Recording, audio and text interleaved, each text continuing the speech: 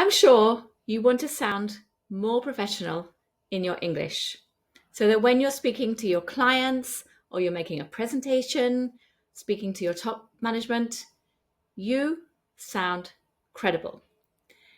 Now, to do this, you don't need to spend hours studying grammar and vocabulary lists. There are some very small changes that you can make today that will make you sound more professional. And I am here to help you with that. So today's tip, it's a mistake that I very often hear. And that is, what is the plural of person? We have one person. And how many times do I hear people say two persons?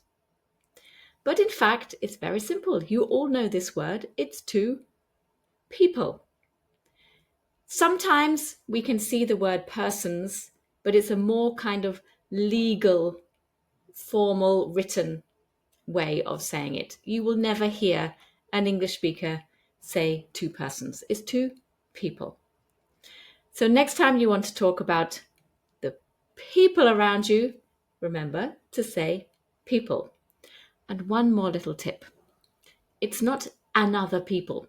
It's other people or another person, because another is always singular. Go and use this today, and I promise you, you will sound more professional.